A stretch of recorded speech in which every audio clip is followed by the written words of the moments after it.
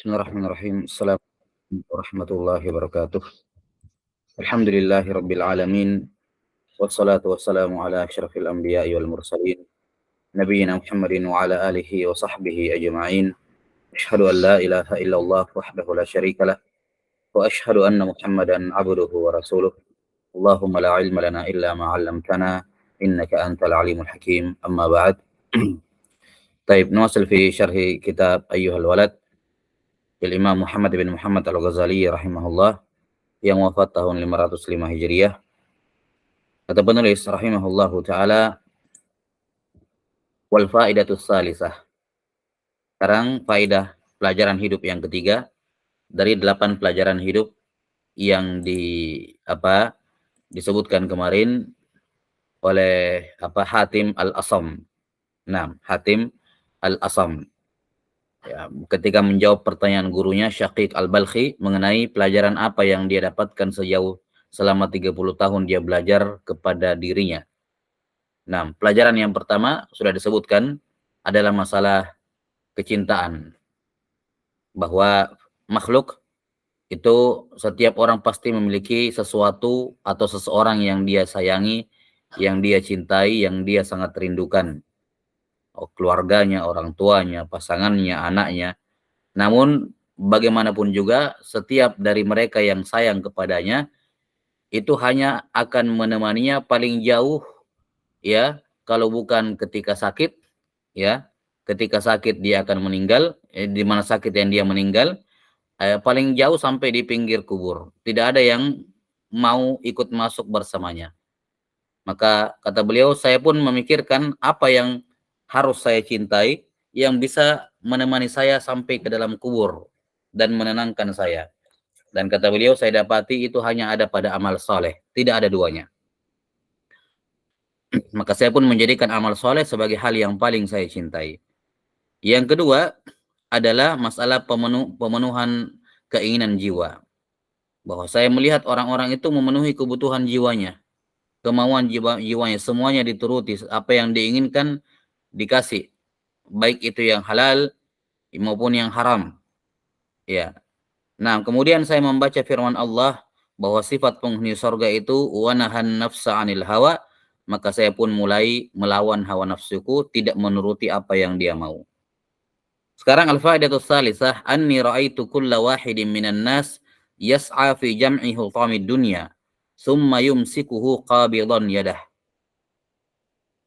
Saya melihat banyak orang, semua orang berusaha untuk menghimpun bahagian dunia, harta, kedudukan, apapun itu berupa dunia, berusaha untuk yas'a, menghimpun, mengumpulkan. Summa yumsikuhu qabidan yadah. Kemudian setelah dikumpulkan dia tahan. Ya, dia tahan, dia genggam dengan tangannya. Fata'ammaltu fi qawlihi ta'ala ma 'indakum yanfud wa ma 'indallahi baq. Kemudian saya membaca firman Allah Ta'ala, semua yang ada di tangan kalian akan habis, dan semua yang ada di sisi Allah itu yang kekal. Semua yang kalian kumpulkan kemudian simpan, ya, pegang dengan tangan kalian, kalian tabung, kalian investasikan, apapun bentuknya, bagaimanapun kalian menginvestasikan, mengembangkan, memutar, menjadikannya sebagai modal, diputar lagi sampai berbagai macam jenis, ya, usaha, bisnis dan seterusnya. Intinya semua yang di tangan kamu akan habis. Itu saja. Wa ma 'indallahi baq. Dan apa yang ada di tangan Allah itulah yang kekal. Fa badzaltu mahsuli minad dunya liwajhillahi ta'ala. Karena saya tahu yang kekal hanya ada pada Allah, maka saya kerahkan, saya serahkan, saya arahkan mahsul, omset saya, penghasilan saya yang saya dapatkan dari dunia liwajhillah. Semuanya saya arahkan untuk Allah supaya harta saya kekal. Karena kalau omset keuntungan saya taruh, saya gunakan untuk diri saya sendiri, akan habis. Tapi kalau saya gunakan untuk Allah, maka kekal. Fafarraqtuhu bainal masakin liyakuna dhukhran li 'indallahi ta'ala.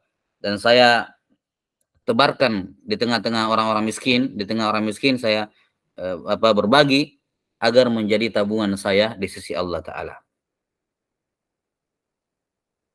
Ini hakikat dari apa? Hakikat dari semua harta yang dihimpun oleh manusia di muka bumi ini.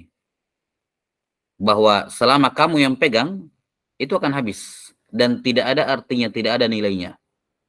Ya. Itu hanya akan berakhir di ujung kehidupanmu. Tidak akan menyertaimu ke dalam kubur, tidak akan kekal. Kalau mau kekal, maka biar Allah yang simpankan. Diarahkan kepada Allah Ta'ala. Wal faidatur rabi'ah. Pelajaran hidup yang keempat, anni ra'aitu ba'dal khalqi yadhunnu anna syarafahu wa izzahu fi kasratil aqwami wal asyair fa'tazza bihim.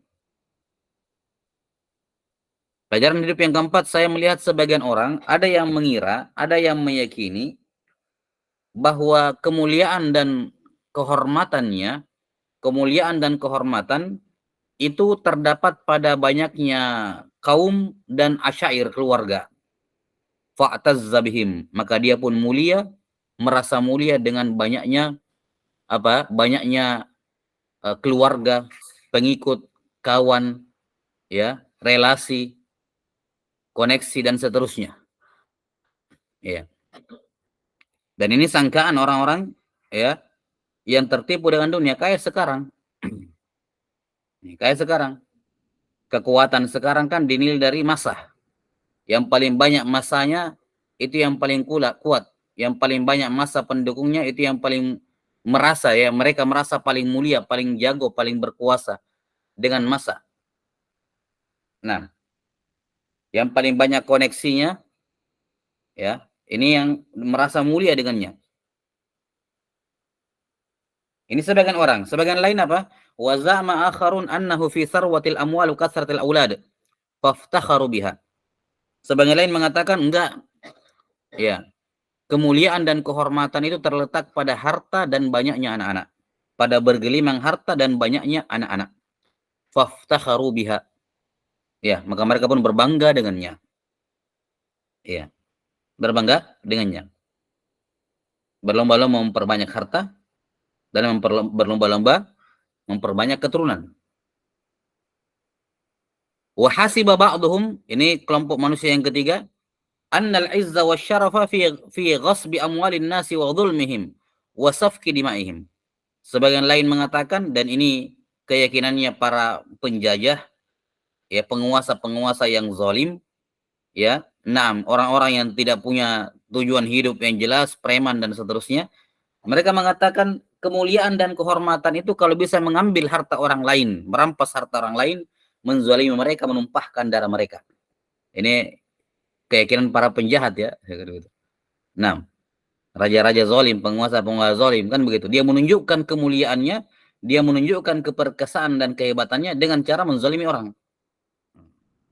Tukang bully, ya, semua seperti ini. Nah, dia hanya merasa hebat kalau menzalimi orang. Kalau tidak, ya enggak, dia merasa saya tidak ada artinya. Dia merasa tidak ada kedudukannya di tengah masyarakat kalau tidak mengalahkan orang, tidak menundukkan orang. Nah, ini 3 versi. Ya. Nah, yang keempat, wa taqadat qa'ifatun annahu fi itlafil mal wa israfihi wa tabdzirihi. Sebagian lain, ini kelompok yang keempat, mengira, berkeyakinan bahwa kemuliaan dan kehormatan hanya diraih dengan membuang-buang harta, israf dan tabdzir. Ini terkhusus bagi orang kaya tentu saja. Bagi orang yang memiliki harta. Kalau kamu punya harta baru diam-diam saja ya, enggak ngapa-ngapain, ya. Makanya orang-orang yang sombong, ya itu pun yang kebanyakan bukan uang dia ya, uangnya orang tuanya, menampakkan bahwa dia itu keren, dia itu punya kedudukan, dilihat oleh orang ya, dengan cara apa? Dengan istilahnya orang sekarang, flexing ya. Liburan mahal, beli barang-barang mahal ya, foya-foya, minum-minuman keras, pesta judi. Mereka merasa disitulah saya. Di situ saya mendapatkan kehormatan, di situ saya mendapatkan kemuliaan. Kalau tidak ada itu, saya sama seperti yang lain. Nah, jadi 4 kelompok manusia ini masing-masing berpikir bagaimana caranya supaya saya dilihat oleh orang, dalam tanda kutip dilihat oleh orang. Saya tidak mau sama seperti orang lain, tidak mau saya. Saya mau saya ingin agar saya itu lebih mulia, lebih terhormat dibandingkan mereka. Bagaimana caranya supaya saya lebih terhormat dan lebih mulia dibandingkan orang-orang pada umumnya? Saya tidak mau sama dengan orang. Nah, satunya dengan cara apa? Memperbanyak kolega, memperbanyak massa, ya, memperbanyak pendukung. Ya, seperti sekarang misalnya memperbanyak follower. Hmm.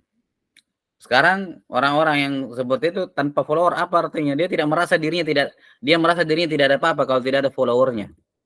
Ini orang yang merasa apa? Nanti mulia kalau banyak pendukungnya. Kasratil aqwami wal asyair.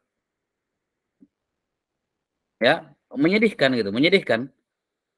Kehormatannya itu terletak dari orang-orang mendukungnya atau orang-orang yang mengikutinya, melihat keadaan dirinya. Ya. Nah, jadi ada yang merasa bahwa saya hanya akan lebih baik dibandingkan orang lain kalau saya memiliki banyak kolega, banyak pengikut, banyak pendukung, banyak, ya. Orang yang kedua mengatakan saya hanya lebih baik, saya akan lebih baik dibandingkan kebanyakan orang. Ya, saya tidak akan menjadi manusia rata-rata. Saya akan menjadi orang yang luar biasa kalau saya punya banyak harta dan banyak anak-anak. Iya. Kalau tidak ya saya seperti manusia biasa. Saya tidak mau. Yang ketiga mengatakan apa? Kalau saya walaupun apa misalnya ada orang yang menampakkan ingin lebih dibandingkan orang lain dengan cara menampakkan apa ya? Kekuasaan. Nah, itu. Kekuasaan. Dia ingin merasa bahwa saya lebih baik dibandingkan orang pada umumnya dengan cara apa? Dengan cara menzalimi orang. Itu pemikirannya orang-orang yang dibully, apa yang membuli. Makanya orang yang membuli biasanya orang yang tidak percaya diri. Tanpa itu dia tidak merasa dirinya itu ada artinya. Dia hanya bernilai kalau menzalimi orang. Nah, menumpahkan darah. Ya. Ada orang kaya, gitu ya. Nah, ada orang kaya, misalnya dia sudah kaya tapi masih korupsi, gitu ya. Mengambil harta orang dengan cara yang zalim, ghasb, yang merampas. Kenapa? Karena masalahnya memang bukan di harta. Dia ingin menampakkan bahwa dia kuat gitu. Dengan cara menzalimi orang. Karena kalau masalahnya di harta, dia sudah bergelimang dengan harta. Ada juga misalnya penjahat, kriminal, ya. 6. Dia hartanya sudah banyak tapi masih. Karena dia ingin menunjukkan dominasinya bahwa saya ini lebih baik dibandingkan kalian. Dan yang terakhir, jenis manusia keempat ini, ada yang mencari kehormatan, kemuliaan, menganggap lebih baik kalau bisa berfoya-foya. Nanti kamu dianggap baik kalau sudah pernah ke Eropa, keliling-keliling. Dianggap mulia, dianggap terhormat kedudukannya. Nanti kalau kamu begini, kalau sudah punya ini, sudah punya mobil sport misalnya. Nanti kamu dianggap terhormat, nanti kalau kamu punya baju merek ini, dan seterusnya. Israf wa tabdzir. Ini sangkaan orang-orang yang semua dengan akal mereka yang pendek berpikir itulah hakikat dari kemuliaan dan kehormatan. Kalau mau dapatkan kehormatan di dunia, dihormati orang, dimuliakan orang, ini salah satu cara-caranya. Kata beliau, fata'ammaltu fi qawlihi ta'ala, inna akramakum indallahi atqakum.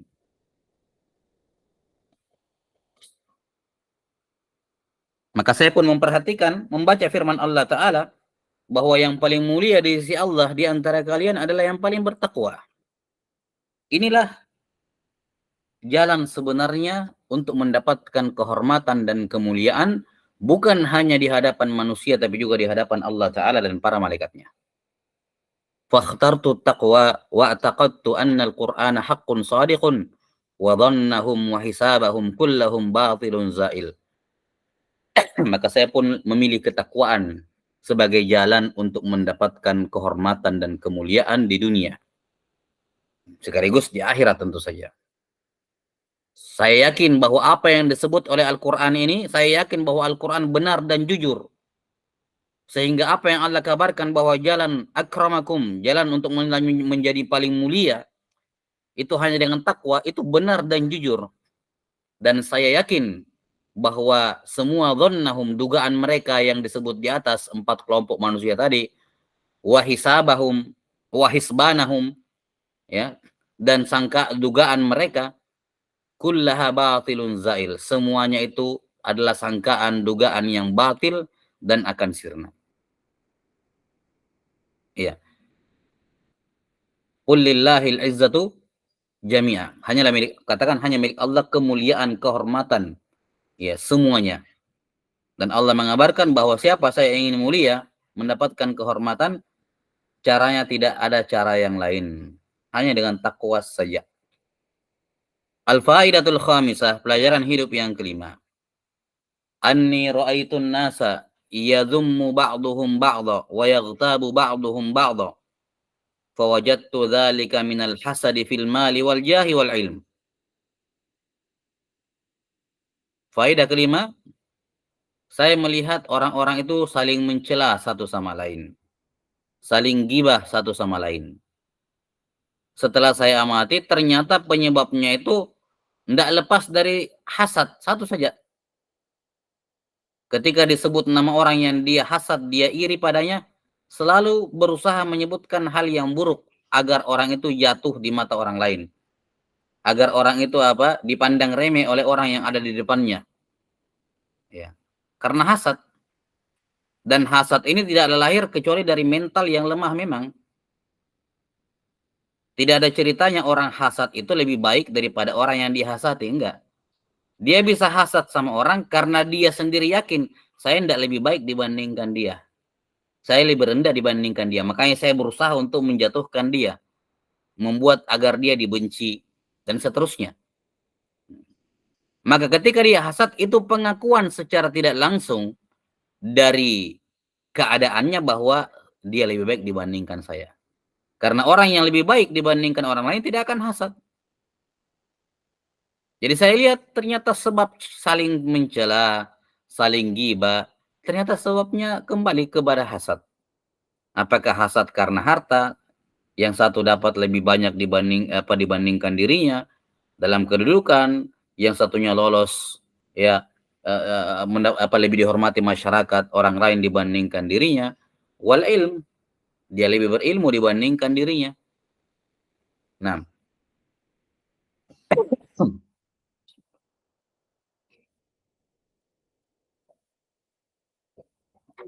jelas ya. Jadi ternyata tidak lepas dari tiga sebab ini. Satu sebab utama hasad, dan hasadnya pada tiga hal, imma harta, imma kedudukan, imma ilmu. Ya. Baik, inilah sebab. Maka menunjukkan kepada kita dosa lisan berupa mencela dan menggibah itu tidak lahir kecuali dari orang yang hatinya rusak. Karena hasad itu merusak. Nah, tidaklah keluar kecuali dari hati yang rusak. Dan hasad itu lahir dari dhon saw, dugaan buruk. Ya. Berpikir macam-macam tentang orang lain. Oh, dia itu begini. Ketika dikatakan tidak, enggak, memang biasa orangnya kayak gitu. Untuk apa gitu? Oke lah orangnya biasa gitu ya. Orangnya mungkin punya sifat seperti itu. Tapi kan untuk apa kamu lakukan itu? Ya. Hatta walaupun orangnya terbiasa seperti itu, ya sudah. Apa tujuannya? Ya. Kalau tujuannya untuk menjatuhkan, itu kan menunjukkan bahwa kamu di bawah, dia di atas. Dan kamu tidak senang ketika ada orang di atas, kamu juga mau tarik turun bersama dengan dirimu yang sudah buruk. Nah, ini penyakit yang berbahaya di tengah-tengah penuntut ilmu secara khusus, dan di tengah-tengah penuntut harta, penuntut kedudukan secara umum. Kalau kita lihat masalahnya ulama dari zaman dahulu yang saling yang mentahdzir satu sama lain, yang ini masalahnya dihasad rata-rata. Ya, rata-rata. Nah, demikian pula para pemburu harta itu saling menjegal satu sama lain, saling menghalang-halangi satu sama lain, saling ini juga masalah itu hasad. Fata'ammaltu fi qawlihi ta'ala nahnu qasamna bainahum ma'isyatahum fil hayatid dunya. Subhanallah. Maka saya pun membaca firman Allah Ta'ala, kami yang membagi di antara mereka ma'isyatahum, penghidupan mereka. harta, ilmu, kedudukan, kami yang bagi-bagikan fil hayatid dunia. Ya. Jadi hakikatnya kalau kamu tidak suka dengan apa yang kamu dapat, tidak suka dengan apa yang didapat orang lain, kamu berarti tidak suka dengan pembagiannya Allah. Saya kok kurang, saya kok ini, dia kok kayak banyak gitu, dia kok ini. Iya. Iya. Saya setengah mati, banting tulang, ini dan seterusnya, 24 pekerja, 8 jam sehari, 10 jam sehari, cuman dapat begini. Dia cuman duduk-duduk di rumahnya, santai, dapat banyak gitu. Kok bisa? Ya kan bukan kamu yang membagi. Ya. Itu rezeki dari Allah Ta'ala. Lagi pula pemberian rezeki, banyak sedikit, tidak terkait dengan cintanya Allah. Seandainya rezeki itu mengikuti cintanya Allah, orang beriman, orang yang paling kaya. Tapi kan kenyataannya tidak. Orang kafir banyak yang lebih kaya, yang kaya gitu. Iya. Kembali kepada masalah hasad. Kalau kamu hasad kepada orang, berarti kamu permasalahkan pembagiannya Allah. Kalau orang yang mempermasalahkan pembagiannya Nabi sallallahu alaihi wasallam saja kafir, ketika ada pimpinan Khawarij itu Dzulkhaisirah mempertanyakan pembagiannya Nabi sallallahu alaihi wasallam, ketika beliau membagikan zakat, beliau kasih ke mana? Ke pembesar-pembesar Quraisy yang baru masuk Islam, ya, banyak dikasih, sementara yang lain dikit-dikit, yang sahabat-sahabat sudah lama. Dia mengatakan, ya Muhammad i'dil fa innaka la ta'dil. Wahai Muhammad, berbuat adil kamu kalau membagi. Kau enggak adil kayak gini. Mendengar hal itu Umar bin Khattab berkata, ya Rasulullah da'ni adrib unuqahu. Ya Rasulullah, izinkan saya memenggal lehernya. Karena memang ini orang layak dihukum mati, menuduh Nabi sallallahu alaihi wasallam tidak adil dalam pembagiannya. Maka bagaimana lagi dengan orang yang menuduh Allah tidak adil pada pembagiannya? Ya. Maka apapun yang didapatkan oleh dirimu dan didapatkan oleh orang lain, bertingkat-tingkat, berbeda-beda, beda tipis, beda jauh. Fa'alimtu annal qismata kana minallahi ta'ala fil azal. Kamu harus yakin, kata beliau, saya yakin bahwa setelah membaca ayat ini, bahwa pembagian semuanya, ilmu, harta, kedudukan, semua pembagiannya berasal dari Allah fil azal. Dari zaman dahulu tidak ada awalnya. Sudah ditakdirkan. Afwan, fil azal. Ya, ini ditetapkan takdirnya ya di Lauhul Mahfuz 50.000 tahun sebelum terciptanya langit dan bumi. Tapi ilmu Allah tentang pembagian itu dari dulu tidak ada awalnya. Fama hasadtu ahadan wa raditu bi qismatillahi ta'ala. Sejak saat itu saya tidak pernah hasad lagi pada siapapun dan saya ridho dengan pembagian Allah Ta'ala, apapun itu. Ya. Sadaqallah, sadaqa Rasulullah. Al-Quran itu betul-betul syifa, obat dari semua penyakit hati. Tidaklah orang menjauhi, mentadabburi Al-Quran, kecuali penyakit hatinya tambah banyak. Banyak permasalahan dia tidak bisa selesaikan dalam hatinya. Padahal semua masalah dalam hatinya itu akan lapang, lepas semuanya kalau dia perhatikan ayat-ayat Quran. Ini satu ayat ini saja, itu sudah menghapuskan semua bentuk penyakit hati dari dalam hatinya, yang terkait dengan manusia, terkait dengan orang lain. Ini satu ayat dia tadabburi, dia ulang-ulangi, dia fahami, dia telaah. Itu dia tidak akan punya masalah dengan orang lain, sama sekali. Ya. Tidak akan ada masalah.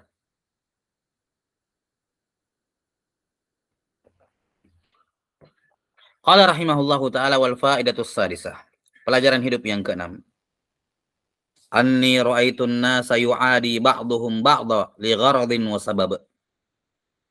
Saya lihat orang-orang itu memusuhi satu sama lain karena tujuan atau sebab atau tendensi tertentu.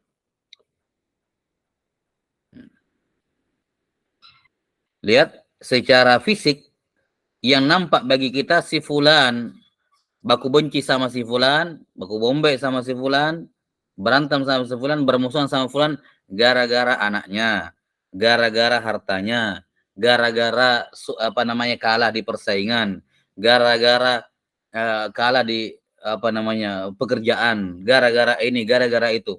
Banyak sebabnya orang bertengkar, saling bermusuhan. Tapi kata beliau, fata'ammaltu fi qawlihi ta'ala inna syaitana lakum aduwwun fattakhidhuhu aduwwa. Namun saya membaca firman Allah Ta'ala, sesungguhnya setan bagi kalian adalah musuh, maka jadikan dia sebagai musuh. Fa'alimtu annahu la yajuzu adawata ahadin ghaira syaitan. Maka dengan ayat ini saya jadi tahu, saya ambil pelajaran darinya bahwa tidak boleh saya memusuhi orang lain. Tidak boleh saya memusuhi siapapun kecuali setan. Ya, karena hanya satu-satu ini saja yang Allah perintahkan dalam Quran. Satu-satunya tempat di mana satu-satunya makhluk yang Allah suruh kita musuhi dia adalah setan. Fattakhidhuhu aduwa. Ini kalimat yang apa ya? Yang jarang, yang bahkan ya jarang kita temukan dalam Quran. Allah suruh kita musuhi sesuatu, musuhi apa orang gitu ya, musuhi makhluk. Nah, dengan kalimat apa? Adu, musuh. Menunjukkan bahwa pada dasarnya saya tidak boleh memusuhi siapapun kecuali setan. Fattakhadtuhu aduwan wa taraktu ghairahu. Maka saya jadikan musuh saya satu-satunya adalah setan, yang lainnya saya biarkan. Yang saya tidak jadikan sebagai musuh.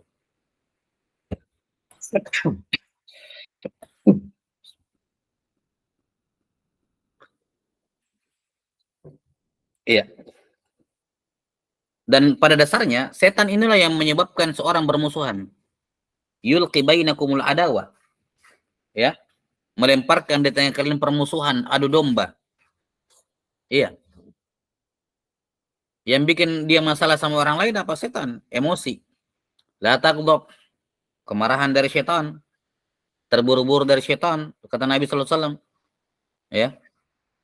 Sifat marah itu setan. Kayaknya mukanya merah. Iya, kalau marah. Iya, ini pelajaran yang ketujuh, yang keenam. Wal faidatus sabi'ah, pelajaran ketujuh, anni ra'aitu kulla ahadin yas'a bijiddin wa yajtahidu bimubalaghatin. Saya lihat semua orang itu berusaha sungguh-sungguh. Wa yajtahidu bimubalaghah. Ya, mengerahkan kemampuannya ya secara maksimal li talabil quti wal ma'ashi bihaitsu yaqa'u bihi fi syubhatin wa haram wa yudhillu nafsahu wa yunqisu qadrahu. Saya melihat semua orang itu berusaha sungguh-sungguh mengerahkan semua kemampuan dan potensinya semaksimal mungkin untuk bisa mendapatkan qut, makanan, wal ma'ash, penghidupan. Qut itu makanan pokok ya, yang kalau tanpa itu orang mati, manusia tidak bisa hidup. Makanan pokok, wal qut, wal ma'ash, dan penghidupan, sandang, pangan, papan gitu ya. Bihaitsu yaqa'u bihi fi syubhatin wa haram. Sampai-sampai mereka terjatuh dalam hal yang syubhat, bahkan yang haram. Wa yudhillu nafsahu, dia rela merendahkan dirinya, menjilat orang yang di atasnya supaya dapat. Wa yunqisu qadrahu, dia rela menurunkan derajatnya sebagai hamba Allah. Yang penting dapat. Nah, yani saya lihat orang mati-matian cari harta kayak sekarang, mati-matian cari rezeki, mati-matian cari apa? Uang. Yang ada yang alhamdulillah pekerjaannya halal, tapi itu pun mati-matian. Takut menyelisihi atasannya karena takut kurang gajinya, takut dipecat.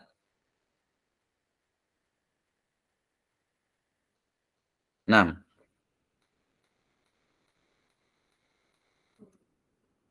takut mengingkari kemungkaran kliennya karena takut nggak jadi, batal, cancel. Takut kepada langganannya, takut langganannya berhenti belanja sama dia. Dia berusaha mati-matian. Yang kerjanya dari jam 6 pagi sampai jam 6 malam, malah lebih lagi. Malah ada yang sampai buka 24 jam. Pokoknya harus mati-matian mengumpulkan dunia. Sakit, enggak masalah, tetap ya. Takut sekali sakit, bukan karena apa? Takut kalau dia sakit enggak kerja. Nah, kita enggak berbicara orang yang harian ya. Yang harian yang kalau tidak kerja hari itu, enggak makan hari itu. Ya, oke, itu hal yang wajar gitu. Tapi orang yang sudah di tabungannya sudah banyak, ya, libur 1 minggu pun masih bisa makan, ya. Nah, tapi pikirannya tidak seperti itu. Pikirannya dia kalau dia tidak dapat apa-apa hari itu rugi, ya. Menyesal sekali kalau dia tidak dapat keuntungan hari itu. Padahal dengan apa yang dia miliki sekarang dia bisa hidup beberapa tahun. Ya. Nah, tapi tidak mau sekali apa? Tidak mau sekali rugi. Enggak mau sekali apa cuti. Padahal sakit ini. Inilah orang yang syuh, yang sama dirinya sendiri dia kikir, apalagi sama orang lain. Ya. Dirinya sakit, harusnya istirahat, tapi enggak. Kalau saya istirahat enggak ada uang masuk. Ya, padahal dia punya tabungan, mungkin dia punya uang, dia punya aset yang bisa dia jual kapan saja tanpa merugikan dirinya. Tapi enggak mau. Ini untuk kesehatan diri saya tidak mau. Syuh. Ya. Intinya mati-matian sampai yang halal enggak dapat, ya, atau sudah dapat yang halal dia kembangkan ke yang syubhat, dikembangkan ke yang haram, dia rendahkan dirinya di hadapan orang, menghinakan dirinya di hadapan orang, menjilat, ya, memuji dengan pujian palsu, bersumpah palsu, ya, menipu dan seterusnya. Tapi kemudian fata'ammaltu fi qaulihi ta'ala. Saya kemudian membaca firman Allah Ta'ala, "Wa ma min dabbatin fil ard illa 'ala Allahi rizquha." Tidak ada satupun hewan, dabba di sini yakni makhluk apa? Semua yang berjalan di muka bumi termasuk manusia. Asal dabbah itu dalam bahasa Arab adalah hewan berkaki 4. Ya, tapi kemudian ya di sini secara bahasa dabbah adalah semua yang berjalan di atas bumi. Ini secara bahasa. Kemudian secara urf kebiasaan dipersempit maknanya menjadi hewan yang berkaki 4. Nah, dabbah dalam ayat ini secara bahasa, bukan secara urf. Ini semua yang kullu ma yadubbu fil ard, semua yang menapaki tanah, termasuk manusia. Tidak ada satupun dabbah makhluk yang berjalan di muka bumi illa 'ala Allahi rizquha, kecuali ala, pakai ala. Ala itu tanggungan, kewajiban. 'Ala Allahi rizquha. Lihat apa namanya? Kata yang Allah Ta'ala gunakan, ya. Illa 'ala Allah. 'Ala Allah, kewajiban. Kalau kita terjemahkan apa namanya? Let per let, ya. Ya, huruf per huruf, kecuali kewajiban bagi Allah rezekinya. Ini Allah yang tanggung rezekinya. Allah yang tanggung rezekinya. Selama apa? Selama dia masih hidup berjalan di muka bumi ini, Allah tanggung rezekinya. Kewajiban Allah memberikan dia rezeki. Allah mewajibkan dirinya sendiri untuk memberikan rezeki kepada siapa yang masih berjalan di muka bumi ini. Lah, lantas apa yang mau ditakutkan? Allah yang jamin. Iya, Allah yang jamin. Orang sekarang saja baru jaminan SK sudah berani menggadaikan SK terus pinjam uang puluhan juta. Kenapa? Karena jaminannya SK. Ya. Baru masuk pekerjaan kontrak 3 tahun gaji sekian, dihitung-hitung bisa lah tiap bulan pinjam kredit. Kenapa? Ada jaminan gaji. Jaminan gaji. Dihitung-hitung penghasilan omset bersihnya atau omset paling apes-apesnya itu keuntungannya sebulan sekian, masih dapat hitung-hitung bisa dapat. Ini karena paling rugi pun sampai begini pun paling sedikit saya dapat begini, dan itu masih tercover. Dia punya kan begitu. Jaminan begitu saja berani gitu. Berani. Bapaknya yang orang kaya bilang, "Kamu berusaha saja. Saya modali. Kalau rugi misalnya gagal, coba usaha lain. Saya modali lagi." Dia berani coba macam-macam. Ada yang jamin bapaknya yang orang kaya. Ya. Nah, kalau manusia saya jamin, dia merasa apa namanya? Pede. Ini Allah yang jamin, kok takut masalah rezeki. Allah yang jamin. Allah pakai Allah, enggak dikatakan illa lillahi rizquha atau illa ya lillah atau fillah atau indallah, enggak, tapi dikatakan Allah, atas Allah. Kalimat Allah ini mengisyaratkan akan adanya kewajiban, keharusan. Yani Allah mewajibkan pada dirinya sendiri untuk memberikan rezeki kepada mereka. Terus apa yang mau ditakutkan? Allah yang jamin, bukan manusia. Syaratnya cuma satu, orang dapat rezeki, hidup. Makanya bukan syarat orang dapat rezeki berusaha. Bukan syarat orang dapat rezeki keluar bekerja, bukan. Syaratnya dapat rezeki cuma satu, hidup. Yang penting hidup dulu. Karena selama kamu hidup berjalan di muka bumi ini, Allah yang tanggung rezekimu. Fa'alimtu anna rizqi alallahi ta'ala wa qad dhaminahu fashtaghaltu bi ibadatihi wa qata'tu tama'i amman siwah. Maka saya pun yakin rezeki saya di tangan Allah, wa qad dhaminahu, Allah yang tanggung. Karena dia sudah tanggung, ngapain saya pusing pikirkan, Allah yang tanggung semua kebutuhan saya, maka saya pun sibuk beribadah saja. Dan saya memutuskan tamak, rasa tamak saya kepada selain apa yang ada di tangan Allah Ta'ala. Ya. Ini kaidah luar biasa terkait dengan masalah rezeki. Yang membuat seorang itu tidak ngotot-ngototan. Ya, tidak pusing. Rugi sedikit atau ini sedikit, berkurang sedikit, pusing setengah mati. Ini ada yang masalah pada dirinya. Nah, maka semua permasalahan yang terjadi di muka bumi ini dalam berbagai aspek kehidupan manusia, masalahnya adalah adamul iman, itu saja. Masalah utamanya tidak beriman dengan ayat Quran. Ini ayat yang bilang seperti ini, wa ma min dabbatin fil ard illa 'alallahi rizquha. Tapi kemudian dia tidak percaya dengan jaminan Allah. Kenapa? Karena dia tidak lihat Allah. Ini kaum materialistik yang nanti dia yakini ada kalau ada materinya, dia lihat, ada uang di depannya. Ada rekening tabungan dengan jumlah sekian, dia pegang, lihat ini tak bertahan berapa tahun ini tabungan misalnya. Itu baru dia merasa betul-betul jaminan ini. Ya, betul-betul jaminan ini. Ada kontrak kerja selama sekian tahun. Oh, ini kelihatan kontraknya, nominal gajinya. Ya. Nanti ada materi baru dia bilang ada. Kalau tidak ada materinya, dia bilang tidak ada. Ini kaum materialistik. Karena dia tidak pernah lihat Allah, tidak pernah lihat bagaimana Allah menjaminnya secara langsung, ya. Tidak yakin dengan itu, akhirnya dianggap ini kayak dongeng saja. Nah, yang terakhir qala wal faidatu tsamina, pelajaran yang terakhir yang ke-8, anni ra'aitu kulla wahidin mu'tamidan ala syai'in makhluq. Nah, ini juga penting. Saya melihat semua orang itu, setiap orang di antara mereka bersandar, bertawakal kepada sesuatu dari makhluk. Di sini semua ada pegangannya. Setiap orang ada pegangannya. Ada napat toang, kan begitu kalau kita bilang. Setiap orang pasti kembalinya ke situ. Ada apa-apa itu yang dipegang, ada apa-apa kembali ke situ.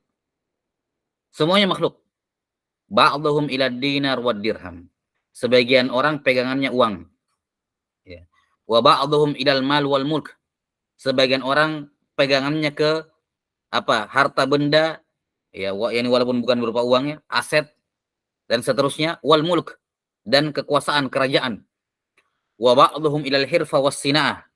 Di antara mereka ada yang apa? Pegangannya ke usahanya, jenis usahanya, hirfah, profesi, pekerjaan, was sina'ah. Wa ba'dhum ila makhluqin misli.